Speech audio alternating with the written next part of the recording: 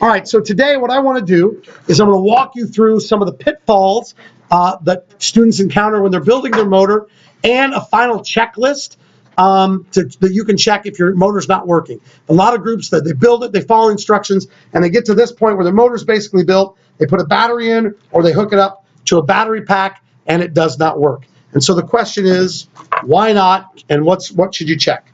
So I've got 5 things to check. Number 1 is to check that you have a complete series circuit. A couple things right away. When you flip this over, you're going to see these little gold tabs that you've put on. They should never be touching. If they're like this and touching, then your motor is not going to work. So they need to not be touching.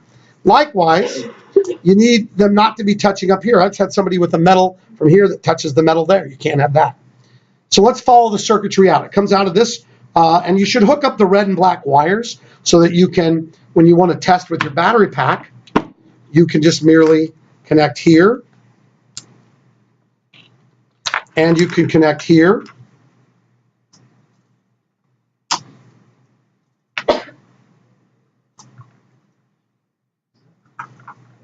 Let's see if I can get this going. Had it going earlier.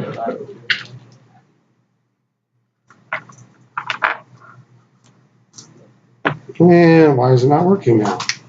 Let's take a look. Let's see.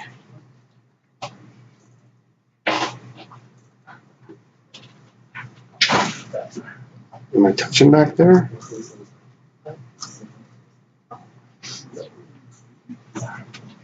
Let's try it with my red and my black. All right, so let's try a couple things here. I'll get back to that.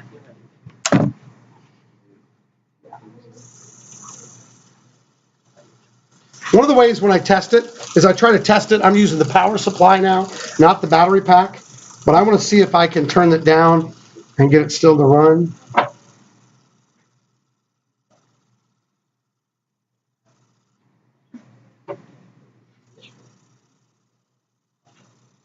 Now let's try it with our battery pack.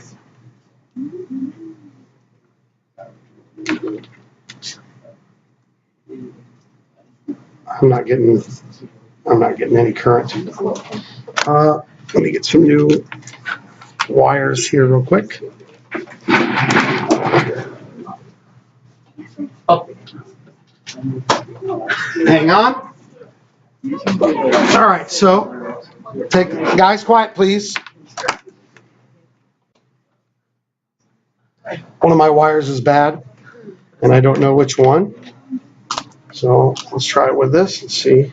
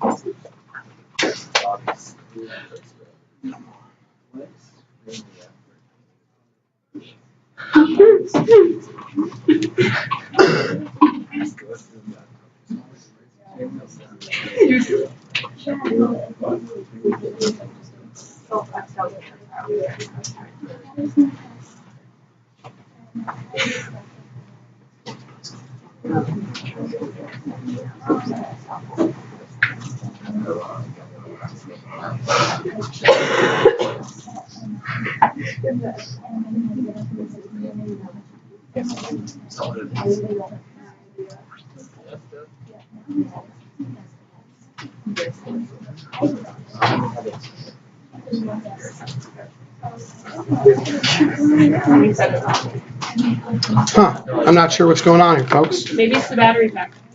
It might be. My battery pack is getting old. Let's try. All right, so there I'm running. All right, let me go through the rest of the test, and then you can check. Please listen. All right, so the second one is insulation needs to be free. And what I mean by that is anywhere the places you should have exposed wire, you should have scraped off all of the coating. Anywhere the wire touches these gold pins, that's where you need to have scraped off the wires, right? So that makes good contact. You can't have insulation there or won't make good contact. Number 3, you need to do what you can to reduce friction. I've noticed a lot of people use the green tubes and they're wedged in between here and here. And when they're wedged in, it doesn't spin free, so it should spin nice like that. All right, the other is you want your brushes to touch, but not too much. So if you look at my two brushes there and there, we want them to touch, but we don't want them to be pressed up against so much that when I spin it, it doesn't spin very freely. One thing you can do is just kind of pull your brushes apart, and when you spin it, it should spin nice and free like this, all right? And then when the brushes are there, you should hear it scraping against, but you don't want too much friction there, all right? So you want to reduce friction by cutting down your green tubes, but you do need the green tubes to keep it from sliding left and right. You just don't want the green tubes wedged in there so that it's really creating a lot of friction. Number 4, the brushes have to touch and pulse. So the brushes here need to be touching the split ring commutator, and they need to be pulsing. Now, see if I can show you what that means. It means if these are the brushes and you're looking at them, they should be going like that and like that every time it spins halfway around. The brushes should be doing that. And that's kind of hard to see here on the video, but I'll see if you can see the brushes moving out. And if they're not, well, one of them is. You see the one on the right? This one is. The other one's not. If they're not, you might do this. You might have reduced the friction too much. You might want to pinch them in on each other. And now,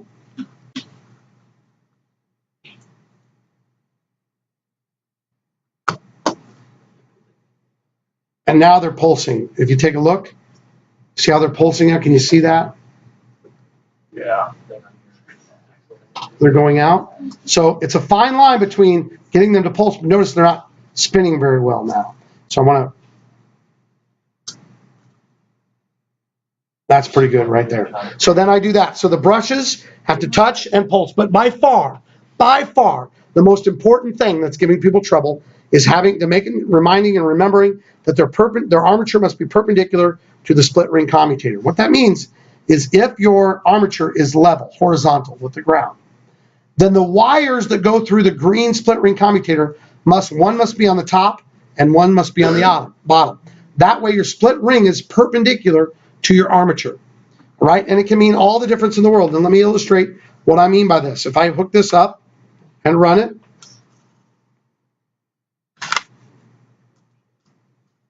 all right, let's see if I can get this one going. Something's going on here. I've got a short or something in this one, because I'm running a lot through it.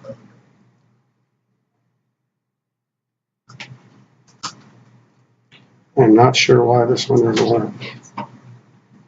We've got a short. A bad connection. There we go. I've got a short or bad connection.